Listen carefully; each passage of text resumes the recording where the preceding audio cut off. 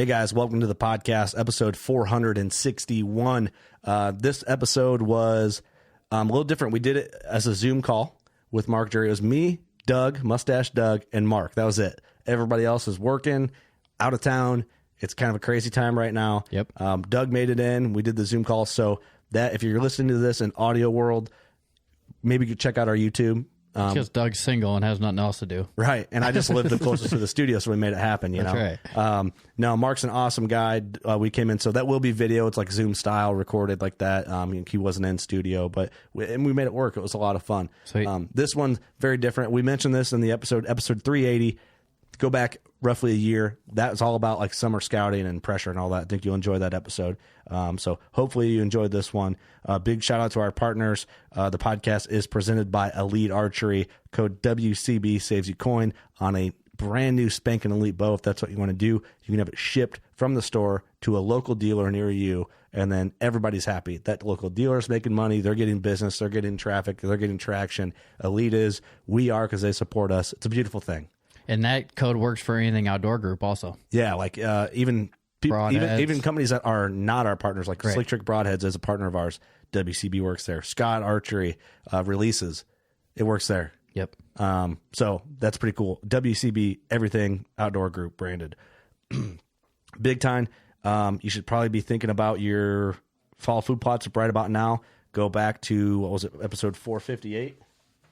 Yeah, 458. We did the Big Tine episode, talked all about food plots. Use code WCB 2021.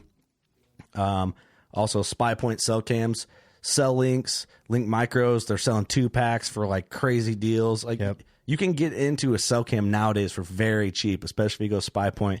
Throw some lithium batteries in that. Make sure that baby's updated. They're doing a ton of giveaways. If you join their insider clubs, you get special pricing on your monthly like service plans or fees or whatever you want to call it. It always seems like they have something on sale on their website. Like it's always something you can get a deal on it. Yeah, it's all great stuff too, and great people. Yep. I'm happy with them. I'm running 4 Cell Links and then a couple other, and I haven't decided how I'm going to set them all out, because some of them I'm going to like put in and not touch them for a while. I got one Cell Link out already. Yeah. That's it so far. When I look at a farm, I'll take my cell cameras and I'll stick them back at the remote places to where, you can't drive a pickup or a four-wheeler right up to them. So you put them in once, put good batteries in them, and just leave them alone, let them marinate, and that's when the big boys show up. Keep the minimal pressure. Yep. Definitely. Right. I like it. So check them out. Rogue Ridge e-bikes. I'm hard on them things, man, and I love them. I need to, like my internal brain is like, oh, we're testing a new mic stand. Eric's having a failure. Keep rolling with it. Good save. Want me to mute you? You good? No, I'm good. I'll just hang on to it for this little section. Let it ride. Rogue Ridge e-bikes, man. I could have jumped that bike over that mic stand and not even hit it like that. Whoops. It's the Spy Point Patrol Unit is what I'm calling my Rogue Ridge. Nice. There you go. I need to get a Spy Point sticker for the top tube on the frame. There you go. Awesome bikes. E-bikes are so much fun. It's a great excuse if your like wife won't let you get one or your husband won't let you get one. Just look at it this way. You can ride that sucker around in the summer just up and down the road. And oh, yeah, down to the neighbor's house, have a few cocktails, Yeah, put them in your front basket. I don't know if you can get a DUI on an e-bike, but try it. Look into it. Look into it. That could happen. Would. Look into it. Look into it. I don't know. You can probably get one on a horse. Scent Crusher. We always rock the room clean in the studio. We rock one in our bathroom. The gear bag, the roller bag, the closet. I'm continuing to live out of the same roller bag this year. I just like it. Works for me. Yeah. I lose shit in that thing. That's how big it is. Scent Crusher is that brand that you use all year round. It really is. I think so. All year round. I'm excited to try that closet out. I've never had an actual closet that I can store stuff in and actually be organized and have everything hanging. It's going to be nice to not have to dig through a box. It's going to be good for your hunters, too. It will be, for sure. Yeah, definitely. I mean, that is a good thing. The scent eliminating part is a bonus, really. That's good, right? That's what Scent Crusher is known for. But the way they make the product to keep you organized is almost just as good as the scent, scent elimination part, because I live out of the bag. And then everything right now is in my closet. Yep. So normally, you're like, oh, I got to get it out and wash all the stuff because it's been musty, because it's been in a Rubbermaid tote or stuffed in the back. Now you just run a cycle. And get it out, air it out, and you're good. Makes your clothing last longer, too, if you're not sitting there washing it 30 times every season. Yeah, if you were like me back in the day, I wore camo Wranglers. That's all I wore. Oh, yeah. And then you wash them suckers, throughout the season, and they're like gray wash. Yeah, 4 times, and you can't even see the pattern on it. You remember the camo Wranglers? Did you ever rock those? I never had Wranglers, but I did have some denim, like old camo, like Advantage camo back in the day. Yeah. So faded you could barely even tell it was camo. I haven't, Oh, yeah. like Farm and Fleet and Walmart always carried the camo Wranglers. I hadn't seen them for a while. Maybe they don't make them anymore. They need to fucking get their shit together. Hey, get your head out of your ass, all right? We're rocking Huntworth anyway, so. But anyway, yeah, I don't remember what we were talking about. Scent Crusher. Old Barn Taxidermy. As of now, the Geyer Buck will be getting replicated for the memorial. We'll have a replica of the Geyer Buck at the studio. Ross got his replica mount back. It's insane. It's absolutely nuts. I have 2 whitetails coming back, a coyote for the studio. Got some goodies, man. I'm sure Old Barn will be doing the working class giveaway again this fall. Yep. Absolutely. My trad buck should be done here, hopefully in the next month or so. Yeah. But probably the same time I get my bucks back, you'll be good. Yep. And then, Old Barn is killer. Think about them for your buck this year or whatever you shoot that you want to get mounted. Don't skimp on your taxidermist. Same thing with your tattoo artist. It's one and the same. You will look at it and regret it. That's right. If you go bad. Do good. Invest in quality There you work. go. I'm an idiot. I was going to say do good choices, but I got Let's you. go with that. Do I got good you. choices. I was like, I haven't drank enough of that old fashioned for this to make any excuses for this right now. Doug is not here again, so the podcast is brought to you by HHA USA. It is brought to you by, but we do the veteran shout out through them. Yep. And Doug's not here. He gets all those and he reads them out. They go straight to Doug.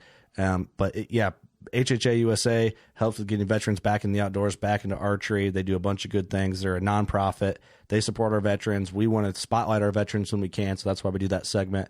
So if you would like to submit a veteran for a veteran shout-out, workingclassbowhunter.com, hit the contact tab, and that's how you do that. You can submit. Right. It's easy. Everything's there. Help Doug. He needs hooked on Fahenix, just like I need a better brain, and we kind of go from there. But yeah, thank you to HHA USA for doing all the good things they do for our veterans. Also, ThermaSeat, HHA Sports, HHA USA, same company, single pin sights, code WCB15 on their website. Gator Outdoors, code WCB25, GatorOutdoors.com. Lifestyle brand, do a lot for our youth hunters in the community and all that. And Leupold Optics. I love my Leupolds, man. I feel naked if I go hunt without my Leupolds.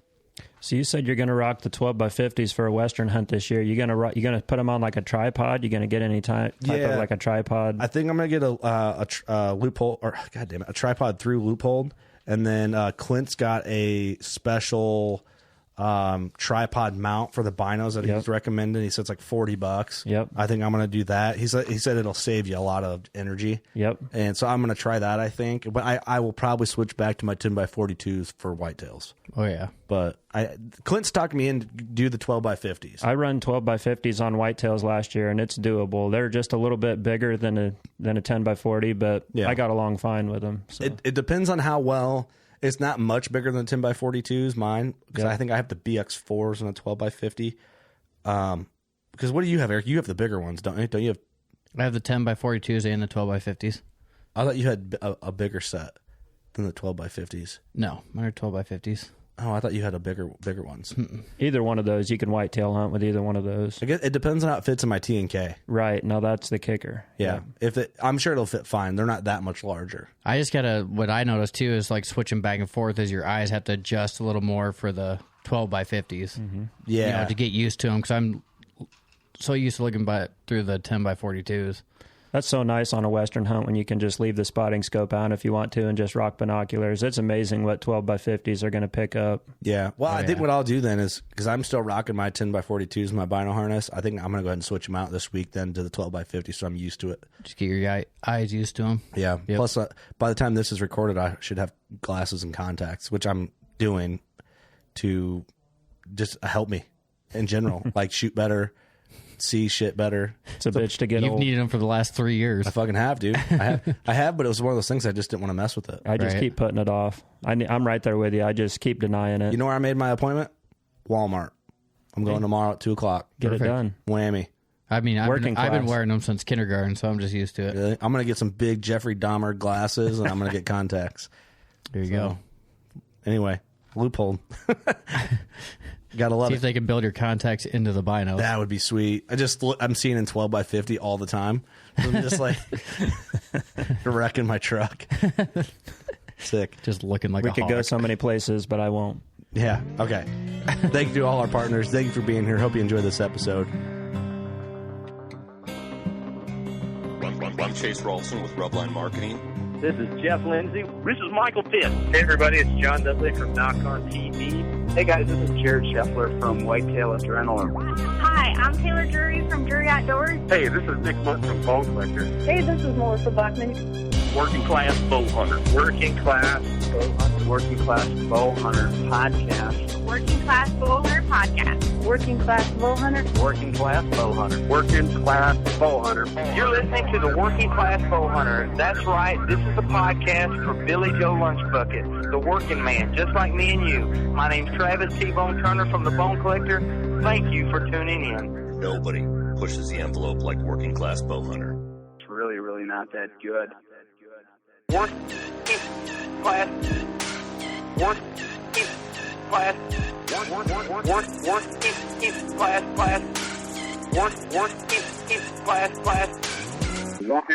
It is episode, well, what episode is it? 461, Mark? Gee whiz, man. We're cranking them out. Appreciate you jumping on with us again. Hey, thanks for having me. I always enjoy doing this, guys, especially just prior to the season. Well, this is your favorite podcast, right? If you ask Matt. It is my favorite podcast. Well, we appreciate you saying that. It's good to About hear. that. I don't deny that. And here we are doing something with the video, right? This is different for you guys? Yeah, this is our first time in the new studio trying a video call with our new recording equipment. So if all works out, if you're listening to this on Spotify or Apple Podcasts, there is going to be a video version as long as our equipment doesn't catch on fire. So don't hold me to it, but it's working right now. So we're good. Good. Well, this is the first thing I've done officially in our new home here in West Des Moines. So I get to show off Perfect. the wall, that we had put in. And It looks great. This is my little man cave studio down here. So It looks awesome down there. I mean, how many bucks you got back there? 1, 2, 3, 4, 6 studs? not enough. That's my patented answer. It looks good, man. Looks real good.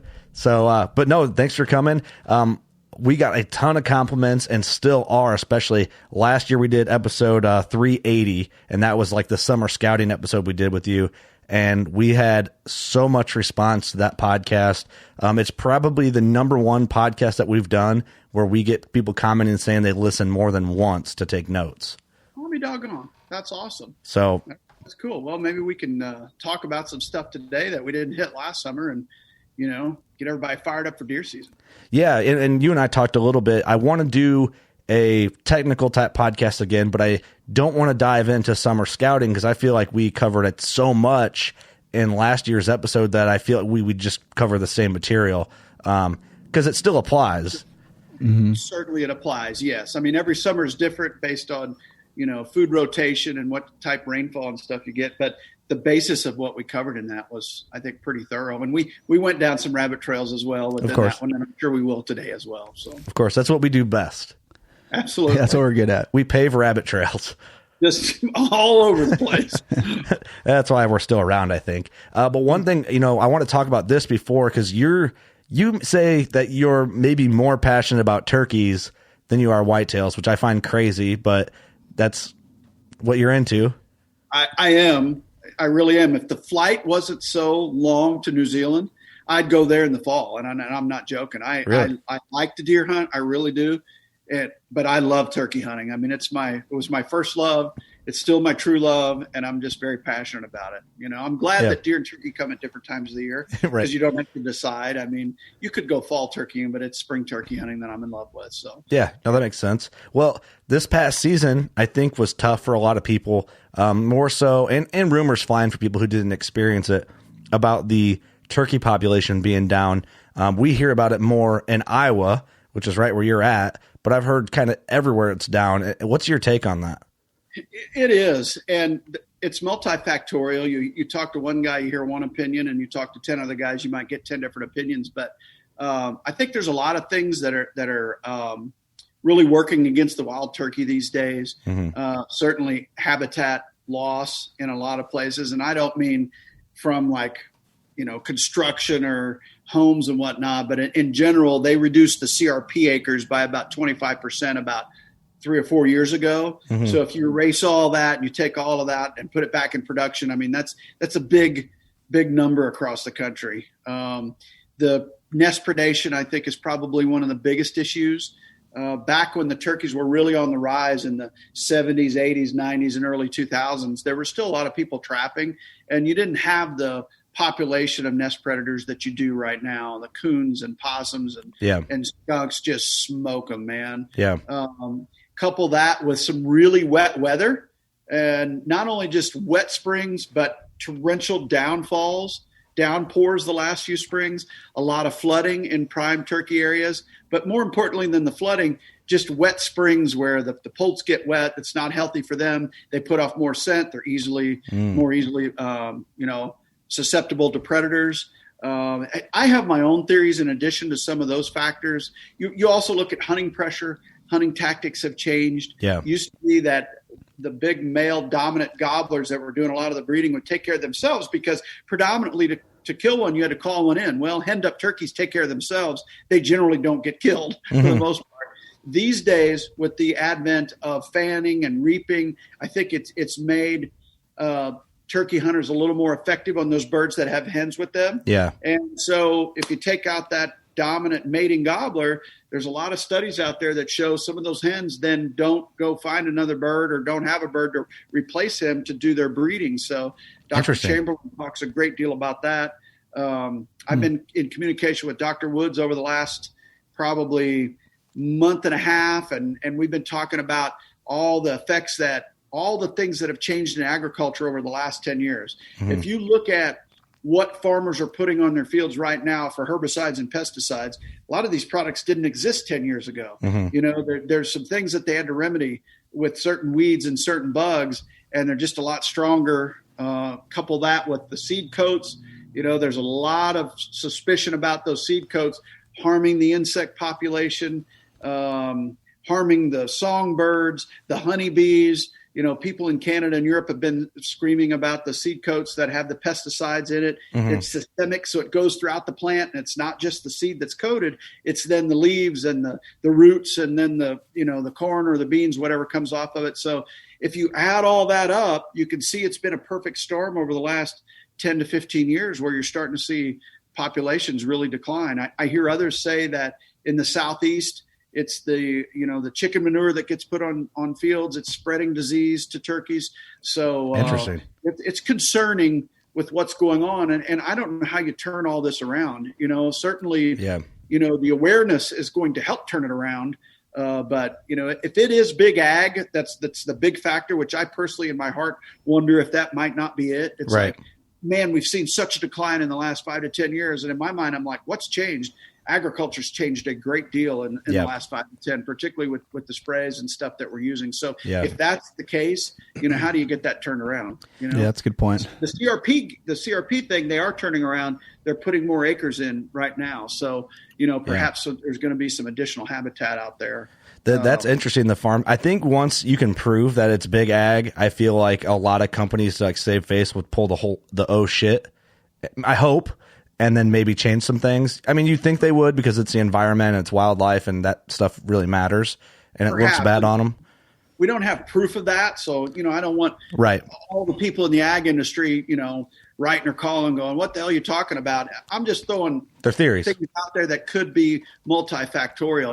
Could it be? That's the way I look at it. Like, what if it is that? Right? How do you fix it? But do I know that for a fact? I don't know. I'm not. It's a good theory.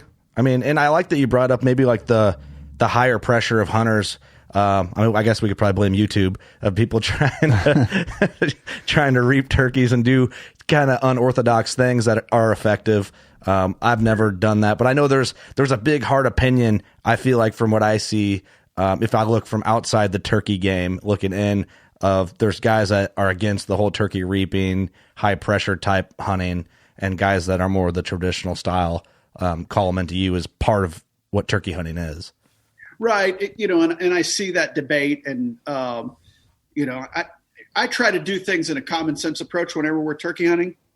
And here we are, we're going down this first rabbit trail of turkeys in our deer podcast. But right. Like when I approach a situation, like if I go in the farm and the numbers are down, I'm just not going to be as aggressive in there. Or we walked away from a bunch of breeding gobblers with hens this spring, and we were like, let's let him alone, man. Don't go fan him. Let him go. Yeah. We go try to find a bird that's by himself or a group of 2-year-olds or something like that. So we try to use it in a common sense approach. So regardless of what tactics you use, I think you still have to manage your turkeys just like you manage deer. If you're not hearing what you want to hear, then don't go in there and go killing them. And I've reached out and tried to gain more access in different places. We're traveling farther to get to birds in and around my Missouri and Iowa camps so that we're not stressing all the different farms we hunt. And it really worked because turkey permission is still available. It's hard to get deer permission, but once in a while you can get lucky and get some turkey permission, or perhaps a short-term lease on turkeys that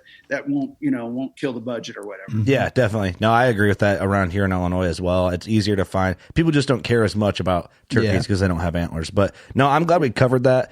It's a big topic around here. People talking about how tough it was, and I mean, we had you on a late night turkey camp podcast, and you guys were having a killer season. We're all moping around. Yeah. You're like, no, it's all right.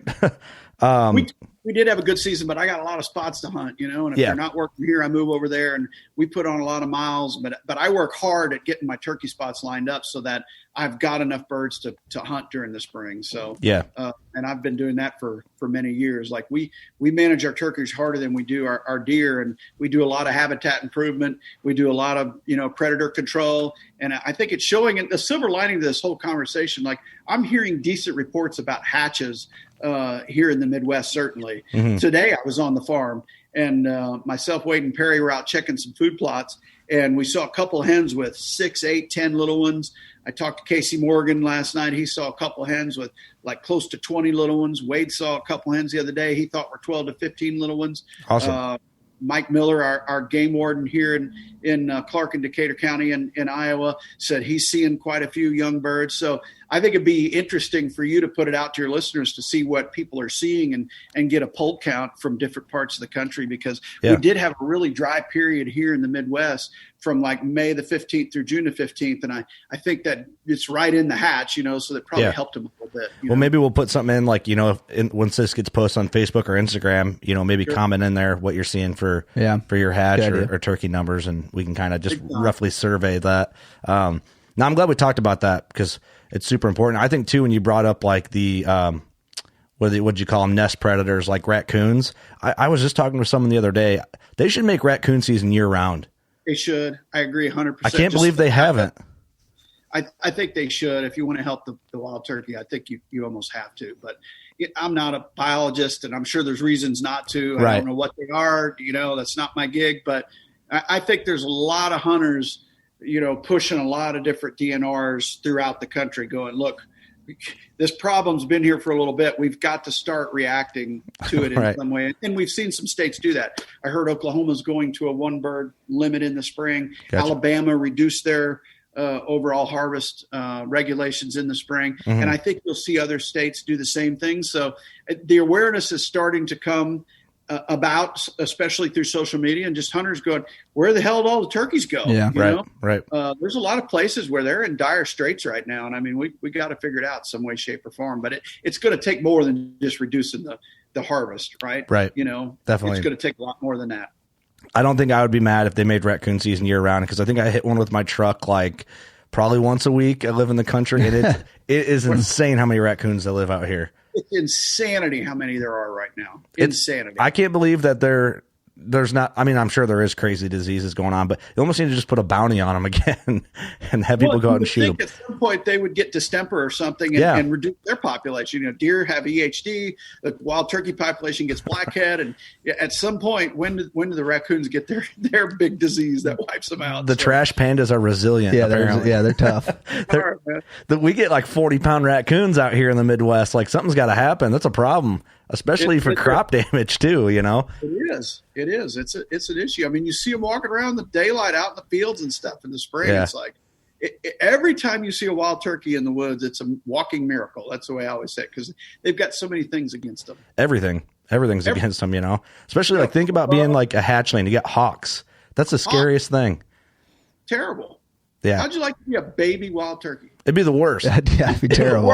It would be the absolute worst. Like you have to worry about death from above all the time. All the time, yeah. All the time. That's my uncle growing up. I shot a turkey in the fall out of a tree stand one time, and he was like, "No, you didn't." I was like, "Yeah, I did." He's like, "No, you didn't." He goes, "Think about it. A wild turkey is worried about hawks from the time it hatches." I'm like, "I got lucky, okay?" But he's giving me shit a little bit, you know. But he's like, "Think about that." They are hard to get drawn on. Almost impossible. You have to get lucky.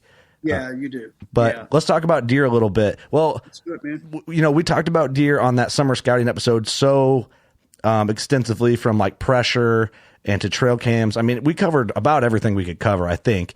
But what I think would be cool, talk about a little bit, and you and I kind of brainstorm together, is talk maybe not so much about deer, but your mental prep for the deer going into season, or your physical prep, or whatever it may be, because that most times is just as important as working your way around the tactics for the deer in a strategic way. I think so. I think the preparation we do for our own game is very, very important.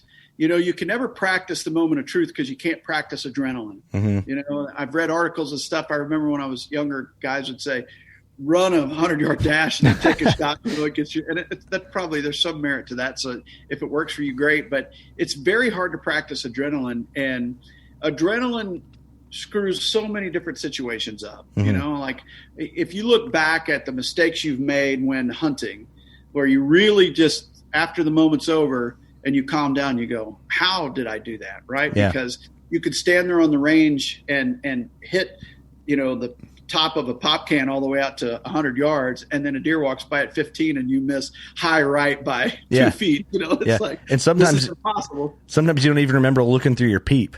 Right. Yeah, you don't even remember what happened. Yeah, you're like, did I even look through my peep, or did I just draw back and fling one? You know, like adrenaline is tough. You can't duplicate it. Yeah, practice it. So I always try to, you know, most importantly, make sure you're in great physical shape before you go deer hunting. And I'm not talking about hitting the gym and, you know, looking like Austin Wade or Perry or these guys, you know, like these guys they're specimens, you know. Yeah. I just want to make sure that my shoulders are in great shape. When I work out, like I work out on my cardio to make sure that I can breathe and do all that good stuff. And then I work out on pulling a bow and make sure that I can hold a bow at a long range and take a shot. Mm-hmm. And I work on small things that revolve around the bow hunt. Yeah. You know, and I do a lot of walking and I do a lot of, you know, stuff with my shoulders because I have a bad left shoulder. So, you know, I remember a few seasons ago before I discovered what it was and got to the right doctor and told me how to fix it. I have a biceps tendonitis in my left shoulder, mm-hmm. and I just couldn't draw weight. Right. And I was like, what was going on? And I hunted that fall in the mid 40s. Like the year I killed Bucktober, I was shooting like 46, 47 pounds. No kidding. Like, nothing. Yes.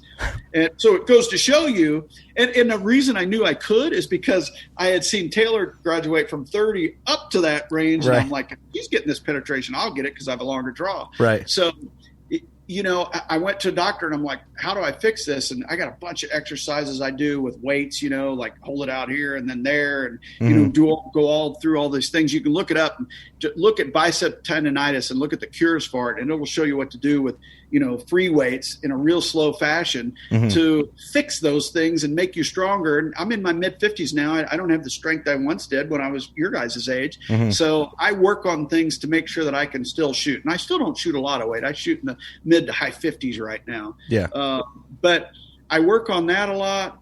And then I try to work on like the mental side of things in terms of like the mistakes I've made in years past. Like, you know, when you make a mistake, if you have to write it down or if you can mentally put it away in your mind so that you can go back to it and go, yes, I screwed that up when that deer came in and I screwed this up, I screwed that up, and go through that mental checklist ahead of the season many, many times so that you can avoid that in the moment of truth. Because again, you can't practice adrenaline. It's going to take over. It's going to try and, you know, it's the devil on your left shoulder going, oh, we're going to shoot high here. And you're going to shoot when the deer's facing you instead of broadside. And like, think through those scenarios. And when I watch TV shows, like I'm thinking through the hunt scene, regardless of whose show it is, like, what would I do right now? When would I draw?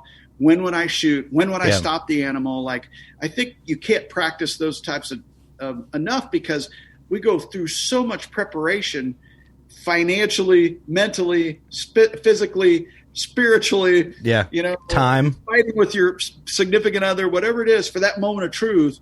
Make sure you're prepared mentally for that moment of truth. And the best way to do that is prepare and over prepare. Right. So that when you get into game day, muscle memory takes over, you can slow the game down, and you are ready for that moment of truth.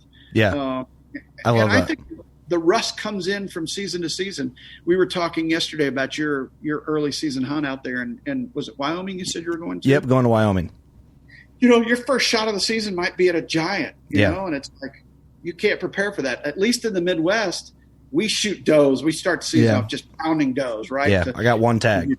The adrenaline's still the same, so you want to get through those repetitions. It'll make you a better shot on bucks. You've got one tag. Yep. I think you have to prepare even more so to get ready for that one shot, because your chances are you're only going to get one shot, if that. Yeah, and honestly, Mark, one thing I like that you said that I want to touch on, and that I feel has helped me a lot in like my process of like killing deer, is anyone that's been to the studio or seen photos, you see my DVD collection, all the Drury DVDs, all the Realtree DVDs. Matt sent me a bunch that I didn't have, like a bunch that I was missing. So I challenge anyone to bring their DVD and VHS hunting video collection against mine. I will beat you. And if you can beat me, I want to see it, because that's got to be, you have to be insane. But I think like you get to study, and you get to see like the deer coming in, and then you get to see a shot, where a shot is.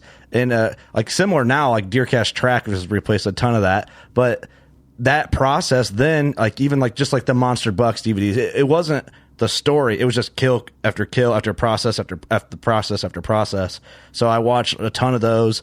But going back to is like, the mental game, running that through your head, visualizing. Like when I lay in bed every night, I'm pretty much thinking about the process of the buck I've been hunting coming in. If he comes in from this side of the spot I'm going to in the morning, how am I going to get ready, or that type of thing, trying to visualize. When to draw back, when to... Right, like you're like, okay, I know, you know what I mean? You're like, you're mapping it all out in your head. Well, this Friday, actually, this is one thing that, and this is a physical thing, not a muscle physical thing, but my vision is to the point where I got to do something to get glasses and contacts and stuff. And I'm noticing when I'm shooting at 60 yards, I'm more guessing where the dot is on the target. And I'm like, this has to change, because if I go to Wyoming, and like you said, I'm shooting at a monster and say he's 65 yards because that's all I can get, I want to be able to practice with good vision and know that I'm dead nuts on at 60 yards or whatever it may be. And I think the one thing that's keeping me from being more accurate at long range is my vision. So I'm going this Friday, and I'm going to get glasses and contacts. I'll wear contacts, right? But I'm going to just hopefully that helps me a ton. I'm really excited about it, actually. This reminds me of one of Terry's favorite sayings. Like, if I start complaining about an ache or a pain, or, like you said, your vision, like he always says, look at it this way, it just gets worse. Right. He's 10 years older than me, so, and it's the truth. Like, I'm telling you right now, like, these problems continue to haunt you and get worse through as you age. Yeah. I think about how I reacted and how I hunted when I was in my mid-20s through, say, 40 versus, mid 40s through now I'm in my mid 50s. And then I look at the way Terry's hunting now, he took a fall back in 18, which further banged him up a little bit, and you have things happen to you in life that slow you down, but your passion doesn't slow down. Like, you still want to go, and you still want to make good shots and ethical shots. And you have to overcome whatever happens to you in your life, whether you don't have the time to practice that you used to, or whether you've had an injury to an arm, or that the more I do this, and the more people I talk to, I have a lot of people come up and go, I'm having the same trouble with my shoulder. And a lot of it's from shooting for so many years. I started shooting when I was 13, 14 years old, and now I'm in my 50s. I've been shooting for 40 years. That's a lot of repetitions on every muscle that you use. And I shoot a lot. and I've had to bring that weight down to make sure that I can still shoot comfortably and shoot accurately. And I think even your shooting regiment, we're talking about preparing for the season. Like when I'm shooting a target, like I'm not just shooting to shoot dots, like I'm shooting to kill an animal in my mind. You were talking about visualizing it. Like if I'm shooting at even if it's a morel, target out there that's spots, I still envision a deer standing there, and I still envision that arrow going through that deer side. I don't think you can mentally gear up enough for the moment of truth so that when it occurs, it's not a surprise, and I think that's what happens sometimes as hunters, like, because it happens so infrequently. If you think about the last 10 years, how many shots have you had?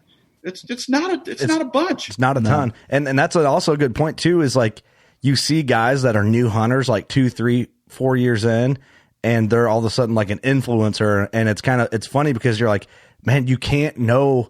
I don't know anything if you break it down that way. So like new guys in, it's like, man, it takes so long, and just being in that moment to really learn it.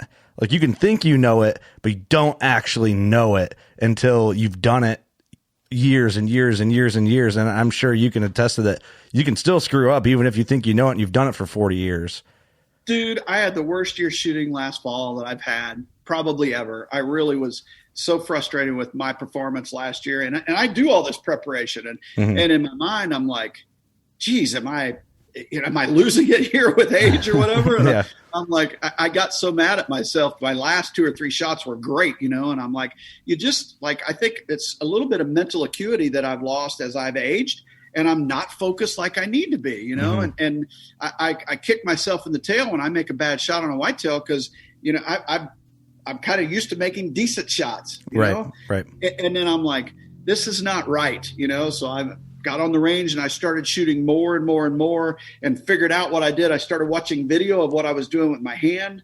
And I have a bad habit when I get excited to grip the bow. Right. You want to grip whatever the hell you can when you're excited like that.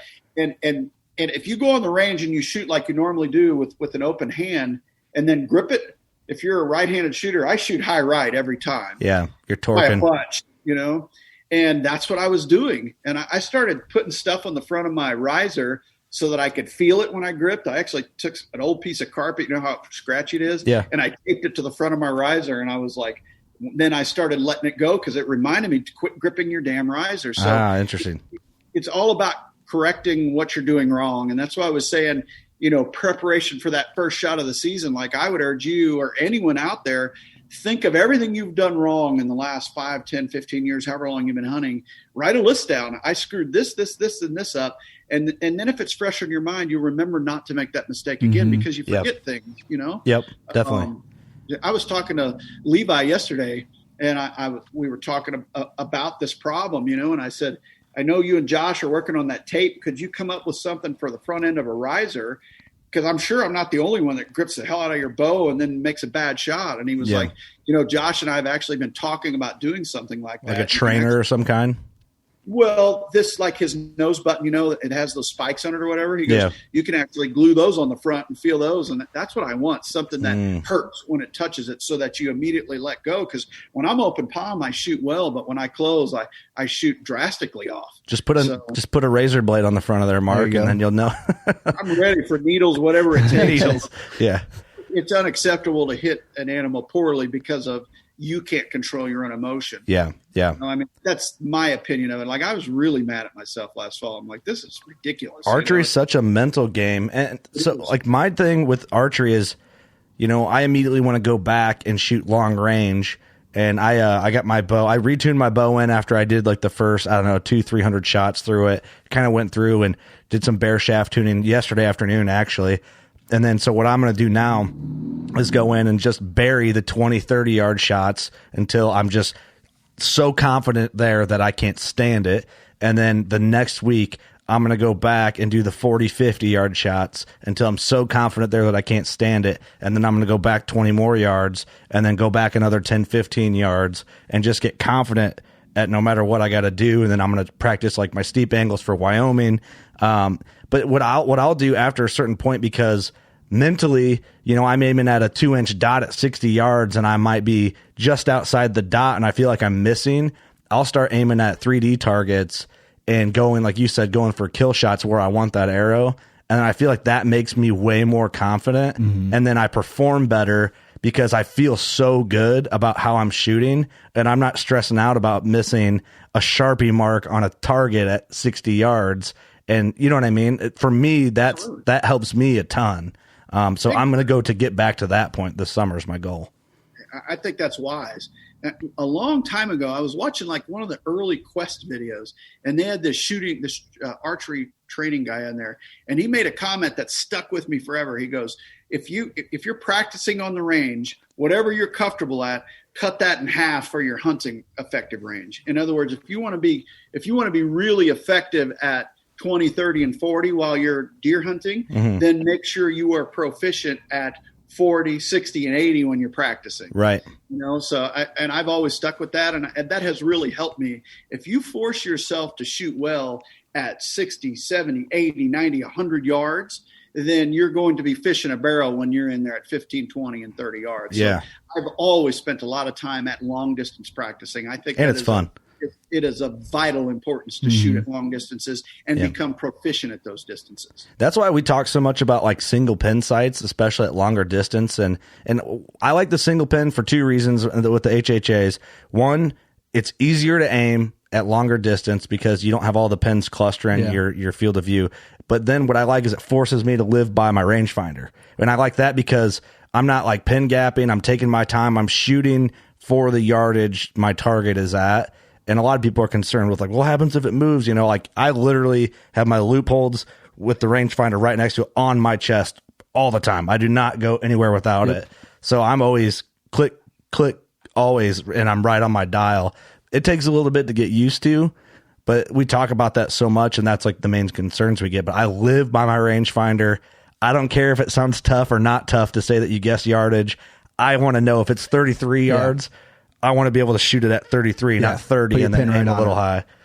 Certainly. And I shoot an HHA single pin as well. Yeah. And I divide the pin up to top edge, center, and bottom edge. Yeah. And I leave it set at about 20 yards. And then, if they're closer than that, I use the top edge. If they're at 20, I use the center, and the bottom edge of that will take me out to 30. So most of my shots, I don't ever readjust, Yeah.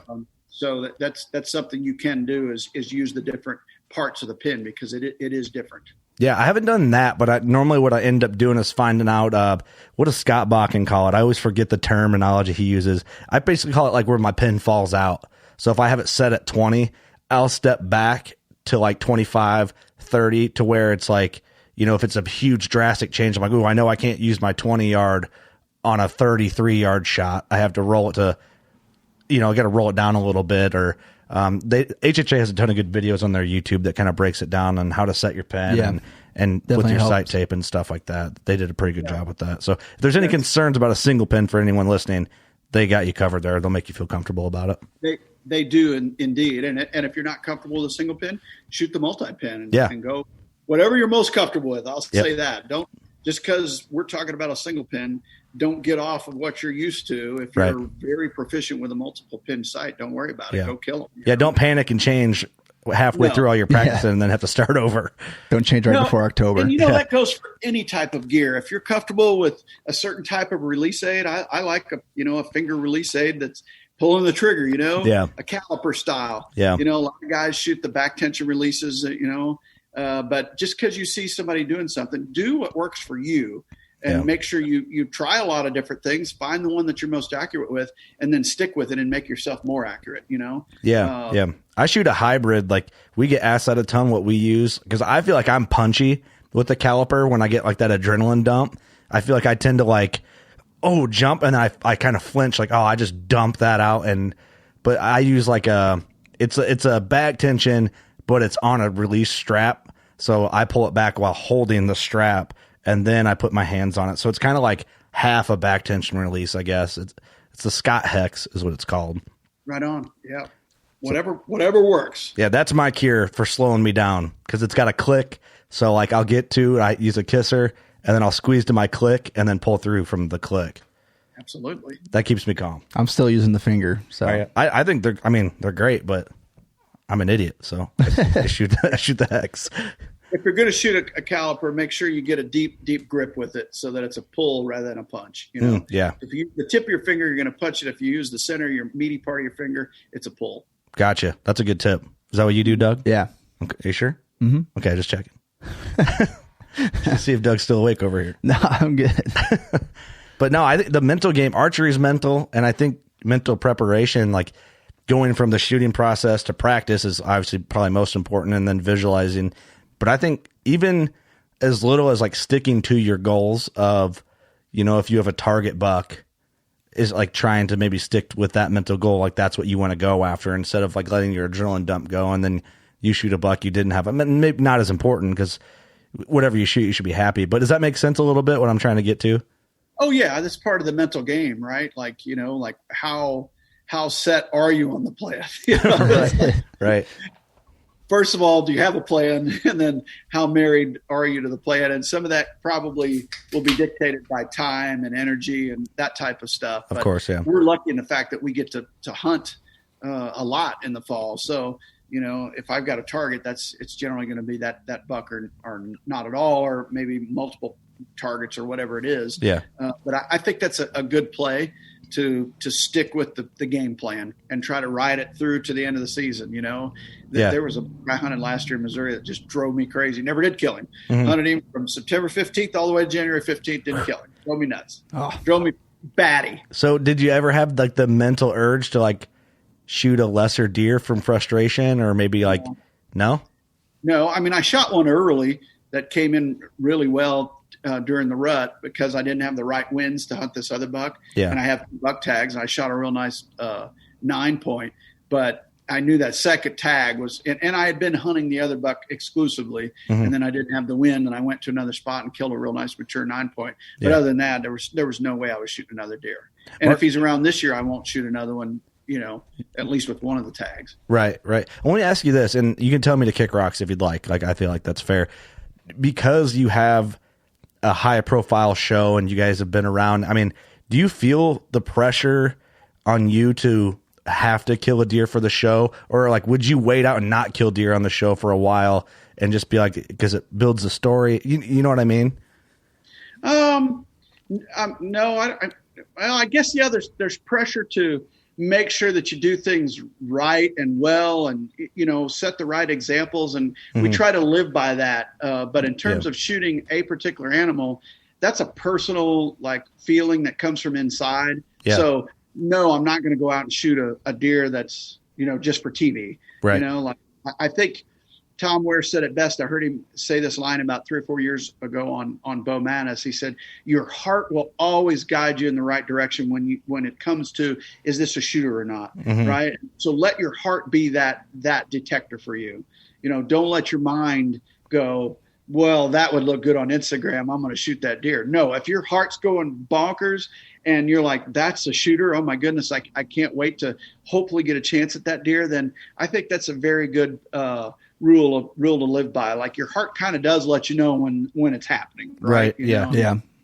It just does. And when there's certain deer you see and you go, well, that's pretty, that's nice, you know, and then the next one you see is, oh my God, here he is, you know, and your heart lets you know. So that's a good answer. I mean, I figured that was the case, but I had to ask it. And you know what I just realized while we're doing this video and while you're saying that we're little in the box on the screen and that you're big on the screen. So I wonder if we can switch it here. Hold on. On mine, we're both the same. Okay. I had it wrong. So, hey, here we go. We got it right now, finally. So we're 40 minutes in.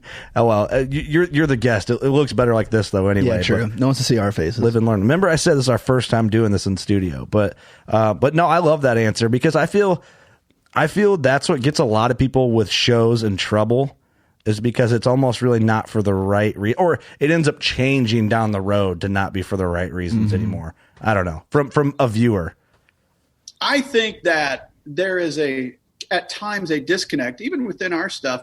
Hunting is such an emotional thing, right? Mm-hmm. It's an emotional sport in all aspects.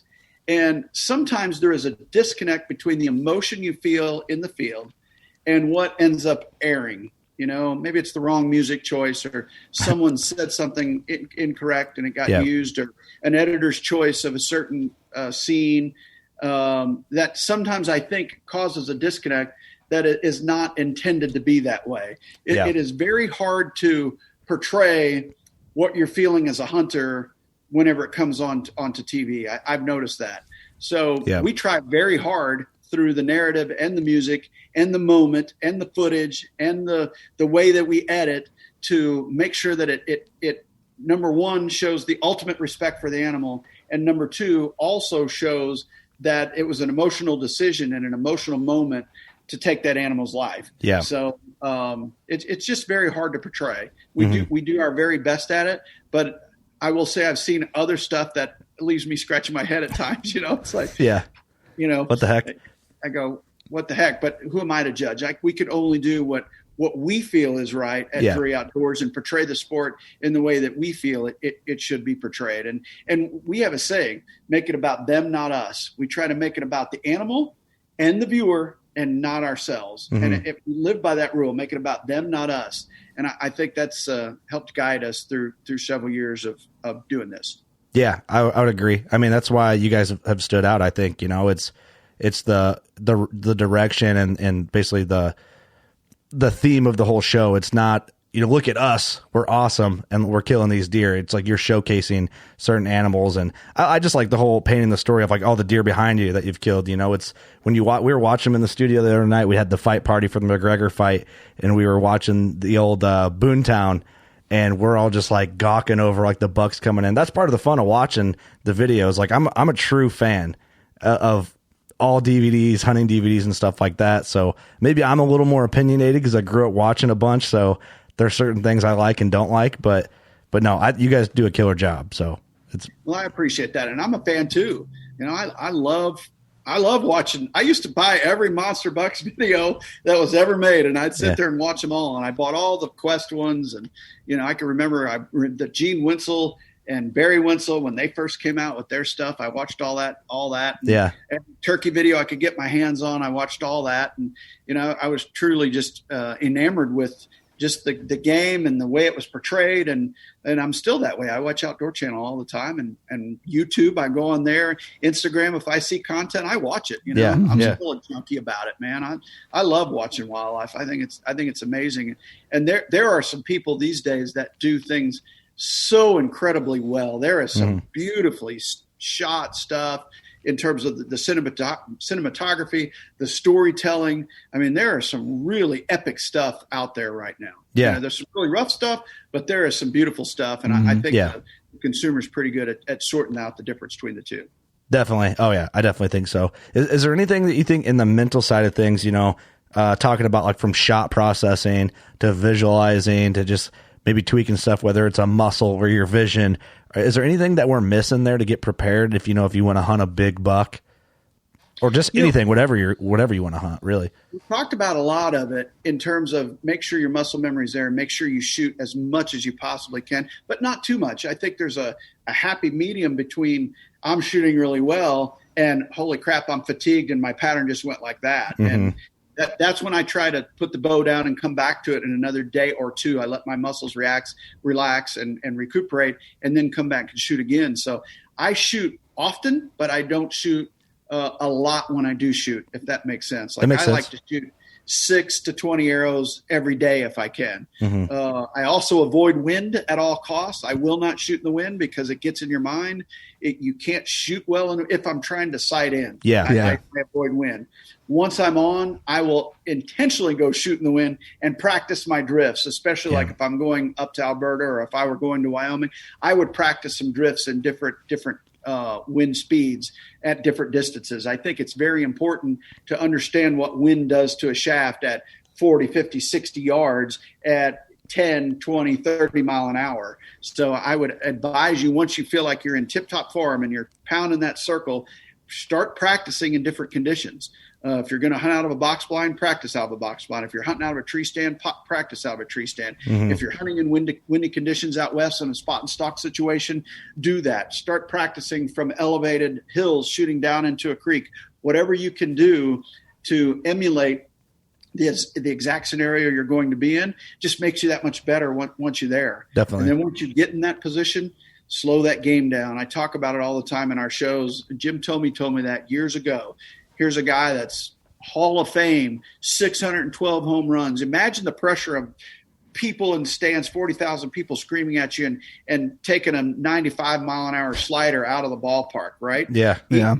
He has the uncanny ability to slow the game down. And I think if I hear his voice in my ear anytime I'm about to shoot an animal, slow the game down. And if you just give yourself a little mental checklist like that, when the moment comes, you're probably going to slow it down. Take that extra second to aim. Mm-hmm. Don't shoot if your sight's doing this all over the animal. Like, cuss yourself out if it helps, right? Yeah, it's yeah. like, you're screwing this up right now. Fix it fast, and then settle in, and then take the shot. So slow the game down, talk to yourself, and make sure you talk yourself through those moments. Yeah. No, I think that's important. I tried to do that. I visualize it. I try to do it, but I feel like I get better at it the more I do it, of course. Yeah. But there is still some times where I feel I've done that and I've got it. Like my kisser, I have like my shot process with the click, like I talked about. That helps me slow down and make sure, check the box, kisser, you're here you are, your peep, everything's lined up. Like I kind of check through that way. But I get sometimes where you just get so jacked up. It's been a few years, but I know that if I'm not prepared, if I start to get cocky, then I'll slip and I'll end up back into doing the what the hell happened, I hit high type of situation. But it's hard to do that when you're so excited and you got a deer coming in. But that's where the visualizing comes into play. But it's such an intense moment. Like you said, it's almost like being in a fight. Like in a way, I've been using the term like, I'm training now with my bow like I'm going into a fight. And I think that's a good way to put it, because the fight, like let's just use the McGregor-Poirier fight we just watched. How long does McGregor train for the one night? And if he screws up, he's got a broken leg to heal now.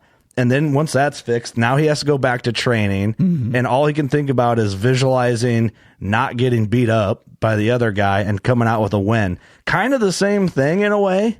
Like for my Wyoming hunt, I have from now until the first week of September to either mentally psych myself out and mess this up, or to overcome it and mentally get strong with it and practice the right way and visualize the right way.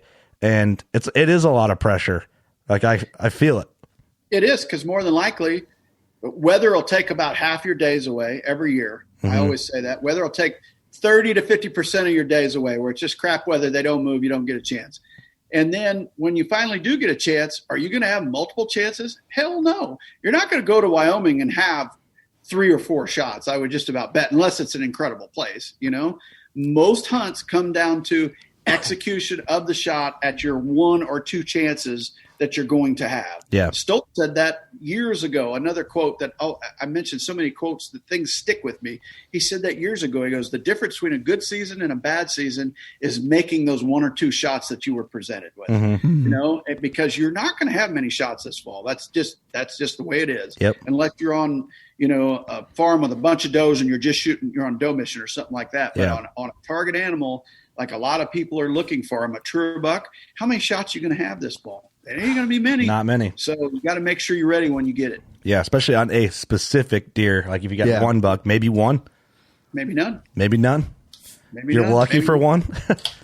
maybe 2, but it's seldom more than a few. Yeah, and the pressure on if you do get a second opportunity is even heavier. Ooh, yeah. You know what I mean? It's like you got to really button it up and get moving in. But that's what's so awesome about bow hunting, though. It's so multi-layered from just everything, going back to the episode we did last year, entry and exit, to mental preparation, to physical preparation, to wind, to, like you said, weather in general.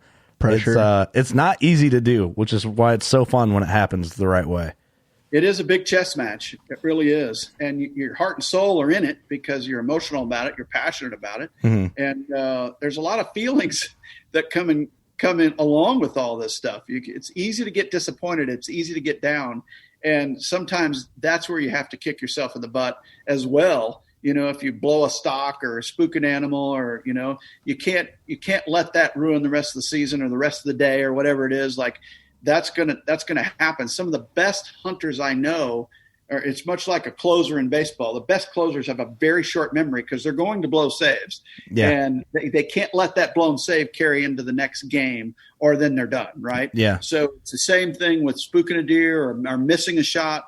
Don't let that carry into your next hunt, or you're really in trouble. So you have to have a very short memory in this game, in my opinion. Granted, you got to remember those mistakes and try to correct them, but don't let it bring you down mentally to the point that you can't perform the next time. Right. That's good advice. Yeah. It's tough, man. That's what's fun about it, though. I mean, really, if you went out and killed a deer every time, it wouldn't be near as fun. And we wouldn't have a podcast if that was the case. Right? Yeah. There's no doubt about that. Yeah. We'd have 10 episodes and it'd be done.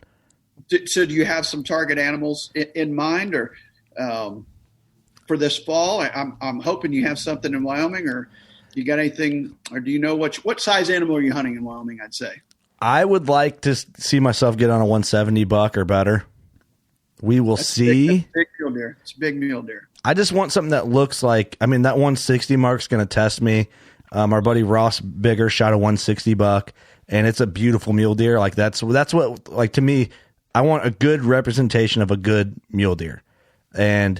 But from talking to all my buddies on this tag I drew, they're like, in your unit, you know, I'd probably, like we were talking about, I need to get married to something, get married to a 170 or better.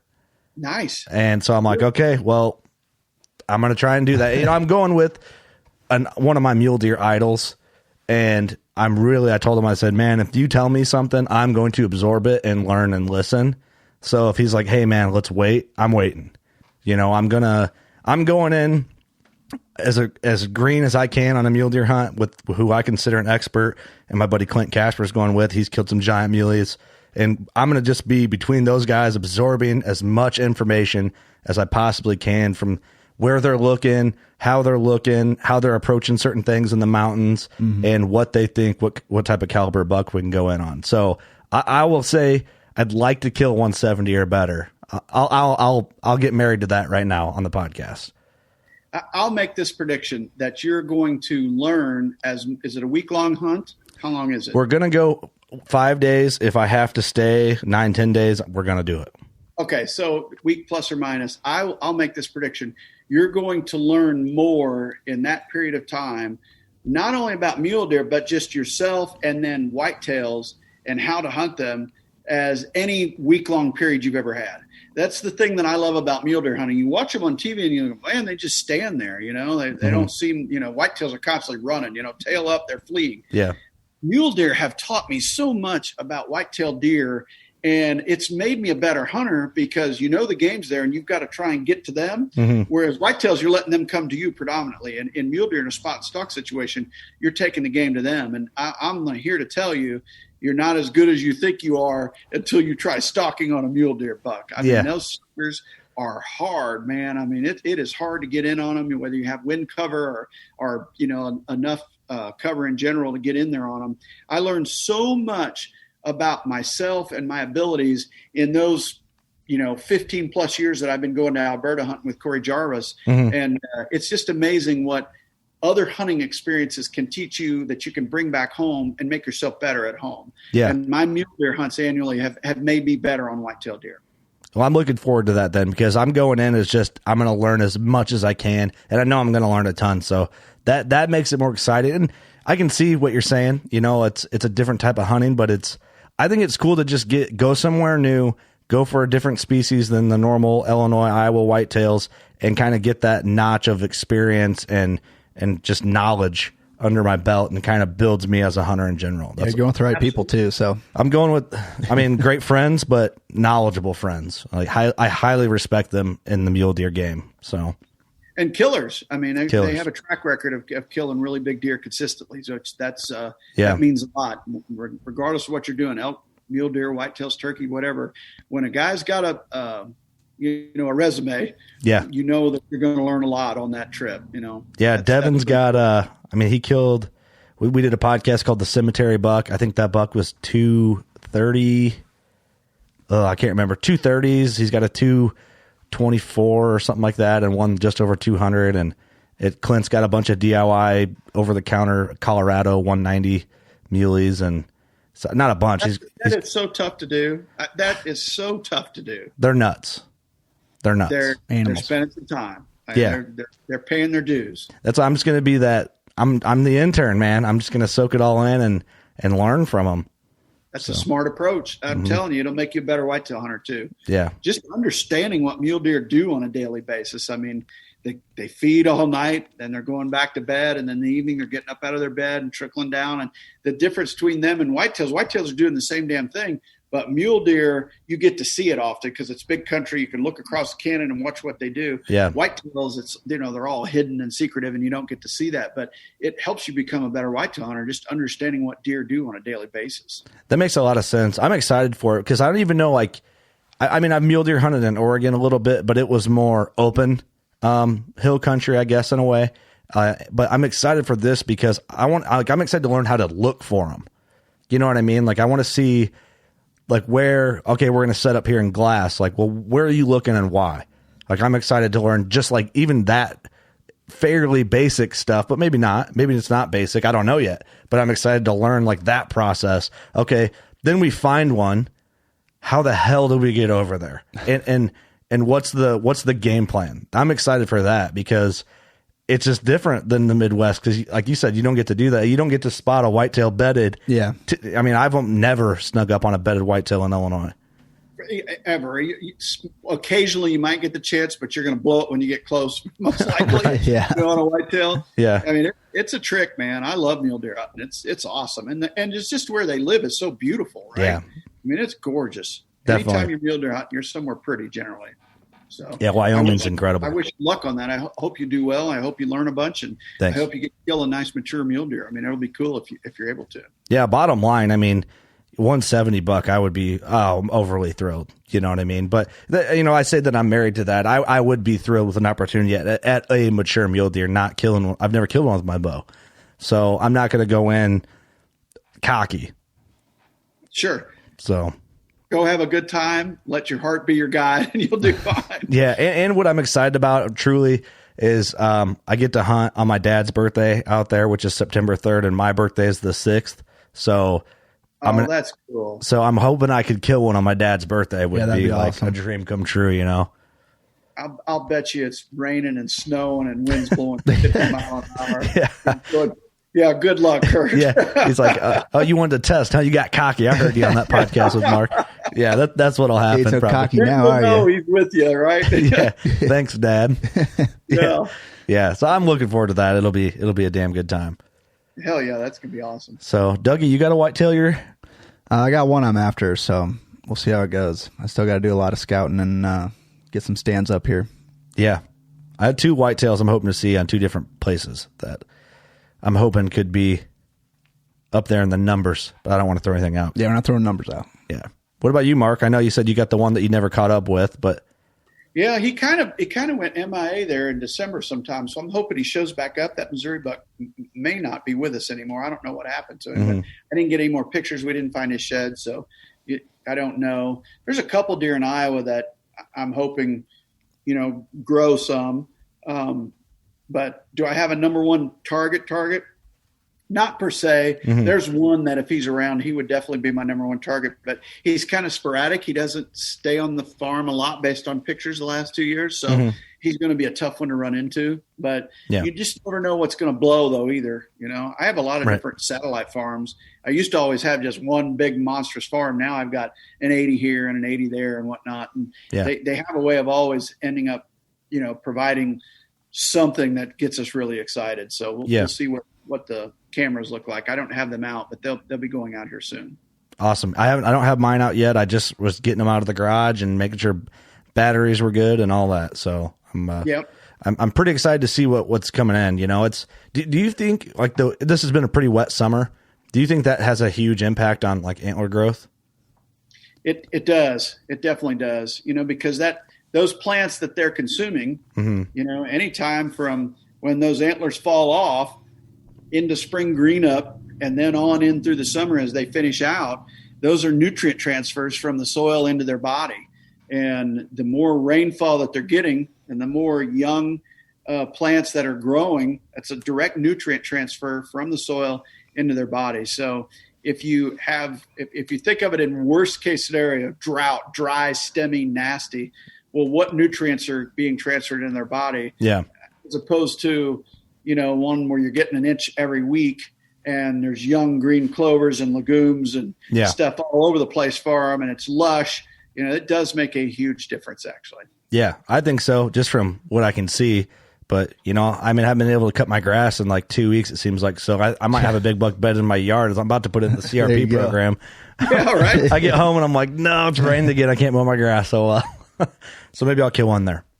Yeah, well, hopefully. But, and it's not a big difference. Like the thing I have noticed in drouthy years, like, they don't finish out real well. They're a little stubbier, a little more, just don't look like long tines. They're also more brittle in drouthy years. You'll see a lot more breakage in years that are with droughts where they don't have that nutrient transfer.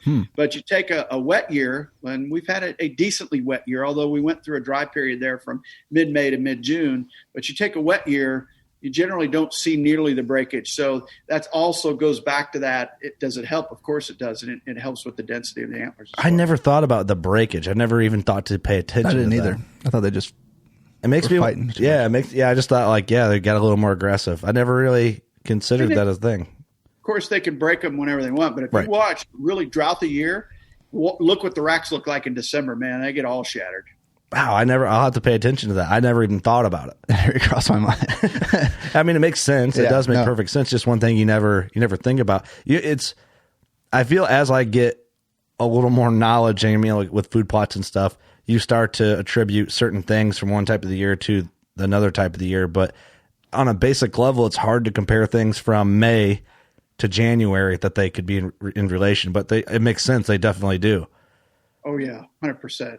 Everything makes a difference with whitetails. Everything does. Yeah. Just stress they go through, or if they had an injury the previous year that you're unaware of, they could have got horned from another buck and got an infection in their leg. And then all of a sudden the next year they're not even close to what you expected them to be. Yeah. They get nagging little injuries that affect antler growth all the time. So it's not always just about rainfall. There's a lot of other things that can affect it. It's almost like turkey's just not as bad. Everything's against them. Everything. Except for hawks. Except for hawks. It is. It is. You're turning the tables on nature to get a deer to 5 or 6 years old. Yeah. And then have him healthy and have a great rack. I mean, it takes a slot machine all lining up to get a 6-year-old that's in great shape, great health, and he optimizes his rack. He's as big as he's ever been, because there's a lot of reasons working against that happening. Definitely. Hey, we've covered a ton on this podcast, but before I forget, what's Taylor doing? Well, we were just spent a week together, 10 days on our family vacation. Yeah. And she's back in Utah. So gotcha. Her and Austin are there, and she won't record with us, so I got to ask you how she's doing. Yeah, we're going to talk to you about it. She's great. I told her, I was like, I'm getting ready to go on with working class, and I'm going to call you. And she goes, they always give us trouble and say we won't come on. She goes, we'll come on. And I go, I know she will. I'll call her. I'll see if she answers. It's kind of part of the gimmick at this point. Because Taylor did our podcast early on, like I think in our 40s, and then ever since then, it's kind of. See if she answers. Can't see it hardly. Unavailable. She knew. Bless her heart. Bless her little heart. No, it's actually, I know she'll do the podcast. I just think it's funny to give her and Austin hell when we see him about it. The yard guy is here. They're getting some landscaping done. Tell Curt, thanks so much for the invite. See, it goes back. It's like, it's our relationship there. I said, call me. She said, no. Perfect. Well, that's funny. I shouldn't have warned her. She probably would have picked up, but she knows we're doing this. Oh, she would have killed us, though, too. Throw her on a video podcast unannounced. That's funny. Well, FaceTime. I don't know whether she got ready today or not. So sometimes FaceTime declines have nothing to do with other than I'm not made up or whatever. I'm not going to lie. If somebody FaceTimes me 9 times out of 10, I'm ignoring it. Yeah. Really? Oh, yeah. I try to pick up because I'm always curious. I wonder what they want. Well, it depends. If I don't know. It depends where I'm at. If I'm with my buddies and someone FaceTimes me, I'm going to answer it. But I think it's kind of weird. I don't know. Maybe it is weird. Like Steve FaceTimes people a lot. I was never into that. I feel like it's weird. Yeah, I don't know if it's just old school. Like, just call me. I don't know. Yeah. Or text me. Maybe I should do it more. Maybe I'm a bad friend. Maybe I'm learning something about myself right now. Do you FaceTime? You FaceTime your buddies a lot, just in general? No. The person I FaceTime the most is Taylor. That makes sense, though. Tracy and I FaceTime her all the time because she's in Utah. We're here in Iowa. So we want to see her and talk to her, and it helps keep you connected. But I don't FaceTime. I FaceTime my mother once in a while as well. That makes sense, too. Somebody that I want to see, But, like, are you going to call Wade up and FaceTime him? We do FaceTime a lot. Like if I'm one part of the farm and he's another, and we want to show or like, if there's a new pond going in or a plot or a blind or whatever, we do FaceTime a lot. Actually, Wade and I do, but it's always work related. Hey, what's going on, man? Hey, buddy. Blowing kisses at each other. Nothing weird like that. Right, yeah. Right. Well, Mark, I appreciate doing the podcast again. This was fun. I like the mental deep talk. It's always enjoyable. It was. I enjoyed it, and hopefully it was, something that people pull something from. I know you said they liked the one about the summer scouting. I know we didn't get into like killing deer as much, but honestly, this side may be more important than all the rest of it, in all honesty. I think this podcast almost should have happened before the last podcast as a part 1 and part 2. Yeah. But if you haven't heard that episode, which it's 380, listen to this. Go and tune into that one. I think they could probably be butted up next to each other. The one episode, the prep, and the other one's more in the woods for the deer type podcast. So, pretty much should have you ready to go for the season then. Yeah, those are the only 2 episodes you need for the year, really, and into the fall. You can stop listening to the podcast now. Shut the rest of ours off. That's all you need. So, man, I want to do something really special prior to turkey season next year. We texted about it and joked about it, but I'd love to get some of these. You could do a series with these turkey killers, man. There's guys that are just absolutely eat, sleep, and breathe turkey hunting and turkey calling, and they would make great guests for you. I have an idea, and we'll talk after we get done recording, but I have an idea for that. I can't wait. I just thought of it. It might be a great idea, but it might be absolutely horrible. But I think it's a good idea right now. And I've only drank like a beer. So it's got to be all right. It's got to be a better idea than it normally would have been if I would have drank 5 beers, Right, exactly. Isn't it amazing the stuff you come up with when you're half drunk? And then the next day you go, that's a terrible idea. We can't do that. I got to give myself credit because I feel like when I do get drunk or we get drunk as a group, which is dangerous, we think of ideas that actually are pretty good ideas 40% of the time. There you go. Not bad. A little less than half. It's not bad. It's not bad. It's not bad for how many drunk ideas we have. Oh, that's batting pretty good, Who's up next? What are the guests you got coming on that are? That's got to be hard. Like, how do you keep rolling with guests? I mean, as many podcasts as you've done, like that can't be easy to keep that guest list, interesting. I actually find it fairly easy, to be honest. Like we're running out of time. Like I was telling you, we're double booking day, like podcast days. So we're doing 2 in a row sometimes because, we can't always record on like a Monday, Wednesday, Friday. Like I would love to do 3 a week, but just with our work schedules and family and stuff, we just don't have the time. So, we have a baby due. By the time this airs, I'll probably be at home with a newborn baby. But so we've been double recording to kind of be in preparation for that, for maybe a little time off, but also to just get people we want to get on during the summer. But we have a trad podcast coming up, traditional bow hunting podcast with a bunch of our friends that'll be in studio. We actually have Greg and Casey are coming in. Right on. We have Larry McCoy from Outdoor Group will be in. And we have, I don't want to give away our whole calendar, but we're booked all the way into October now. And then I quit. No kidding. Awesome. Yeah, I quit booking. Busy. I quit booking into October because it's hard to stick to a schedule once hunting season's here because weather and kill. Like if somebody kills, we want to be able to do a podcast that week about the kill almost as in real time as we possibly could. But I mean, we're booked all the way into And Eric's going to have a baby here soon. And too. Eric's got a baby due October 10th.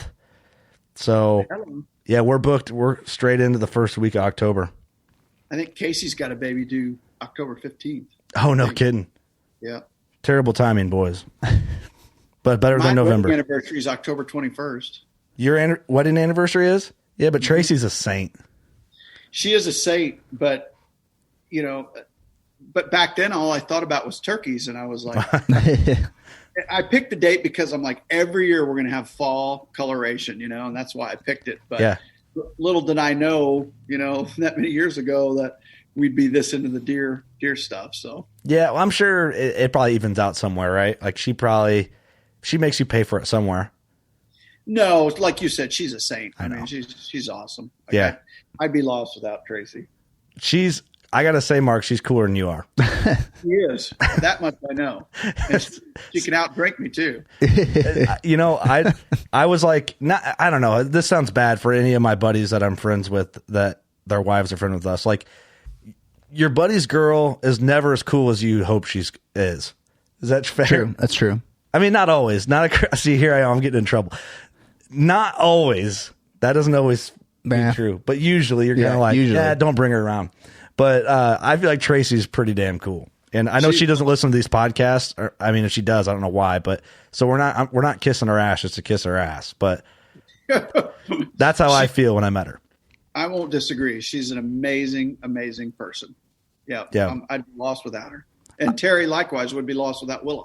Yeah. We're both very, very lucky to have these two ladies in our lives. I'm lucky to have my wife. She lets me do a lot of awesome stuff. Like, my wife's the same as well. Like, my wife is about ready to pop, and she's at home with a sick 2-year-old, and I'm here recording. Like, she's like, do your thing, Doug, how's your girl? Oh, she's great. She's just non-existent, so. She's awesome, by the way. I got no babies to do, so deer hunting's looking good. Yeah. No, you're wide open in October. Yeah, right? Future's bright, huh? Gotta put my shades on. Future's so bright, gotta wear them inside. Oh, we're idiots, Mark. I don't know why you do this with us, man, but we appreciate it. I love doing it, man. You guys are the best. Really appreciate you having me on. Thank you. Of course. Well, let's see if we can do another one before fall, because I know how it is once season catches up, you're gone. So, but if we don't do one before fall, best of luck to you. I think we will. We'll figure one out. Yeah, we'll figure one out, or do it during fall sometime, or impromptu calls late at night. Hey. I pick up. It's amazing when that happens. I get more compliments about episodes. They're like, "Dude, you just get Mark Drury on like middle of recording. That's so awesome." I'm like, he's cool, man. We're buddies, so it works out. I love it. I enjoy it. It's good. I love talking about hunting. We need to get Chase, you and Chase, and a couple other guys to come to the studio one day in the next year and come in and do an in-studio podcast. That'd be badass, wouldn't it? We got the setup here. We got the bedrooms. We got everything. I built my own, though. See? Or we come there. There you go. Yeah, there you go. It's not that far. It's really not. So it's not. I think it's about 3.5. It's not that far. Yeah, that's all it is. It's straight shot, man. Yep. Straight shot. Well, cool. Well, I appreciate it. You want to say anything before we close out? No, I mean, anybody that wants to keep up with us can do so on social media through Instagram or Facebook or anywhere at Drury Outdoors, or obviously jump into DeerCast and you get all things Drury all the time, and that algorithm and DeerCast track. And we mentioned it earlier, but DeerCast is really it's grown beyond our wildest imagination. It's really, really been well received. And we thank everybody out there that has done that. So. Yeah, it's a great tool. And then real quick, I don't know if you guys posted on DeerCast, but I know on your Instagram, remember we talked about the $2 with the big flyer drop time thing? Cool. That's worth going to your guys' Instagram and checking out. So our buddy Cole Young shot a buck with a giant flyer, and then one of your guys killed a buck that looks they're brothers. It's weird. Well, not only that, it wasn't just the flyer, it was the shape of the tines and the forks splits, and the splits and the length of the tines. And I'm like, this is uncanny how much these two look alike. It's crazy. Well, because I think you contacted me and go, hey, where'd you get that velvet buck that's on our social media pages? Trail cam footage and velvet. Trail cam video. Yeah. And I was like, I'm not sure. Let me check. So I reached out and I was like, hey, where'd that video come from? And they said, well, it was Kyle Moore's from 2018. It came out of our server at the studio. And I sent you that. And you go, well, not the same buck. Then you sent me the one your buddy killed in 2020. I was like, holy cow. Then we did a little investigative reporting. You and Taylor and the social team started, comparing notes about where the hell, how far were they about 120 miles apart, as I recall? Roughly. Yeah. And I'm like, I looked at it. I'm like, I texted Cole, who had shot that buck. He named it Tomahawk because of the big tomahawk coming off the beam. And I'm like, hey, go to Drury's Instagram. Is that your buck? And he's like, he called me. He's like, no, that's not it. And I'm like, are you sure? I'm like, look at the trail cam video. He's like, maybe it is. He goes, can you find out where that came from? I was like, let me text Mark and Taylor and we'll get to the bottom of it. And so it just was crazy. They're the same deer pretty much. So, I mean, they are. And you could see like 2 8s that resemble each other. Right. But when you add the fork and then the drop tine. 2 forks. Yeah, 2 forks. And you add the drop tine, it makes it so unlikely. It's 1 in a billion that these two look this much alike. It's crazy. We need to get them both in the studio with both the mounts in the studio. Like really compare them, yeah. And have them hanging next to each other and do a video podcast about it. Yeah. It'd be pretty cool, honestly. That'd be really cool. We'll get connected with them guys because, I mean, hell, that would just be cool to see. It'd be cool to just get side-by-side footage of the mounts next to each other alone. It is, and if you think about, like, all the bucks you've ever seen, it's not often where you go, oh, that buck looks just like that buck. They're all their own unique works of art, right? Yeah. It's amazing how wildly different they all look, which I think is pretty cool. Yeah. Oh, that's the best part about them. It is. It's awesome. Well, cool. So if you guys haven't seen that, get on the Drury Instagram and go check that out. And then we have the trail cam footage of Cole's buck making a scrape on our Instagram and all that. So it's pretty awesome. So cool. Well, cool. Well, thank you so much, Mark. We always appreciate you having you on and giving us the opportunity to conversate with you and teach us all something. So, Doug, you got anything? Thanks, Mark, and everybody get mentally prepared. That's right. It's go time. Slow that game down. Yep. Slow the game down. You know what to do. Go shoot your bow, please. Bow.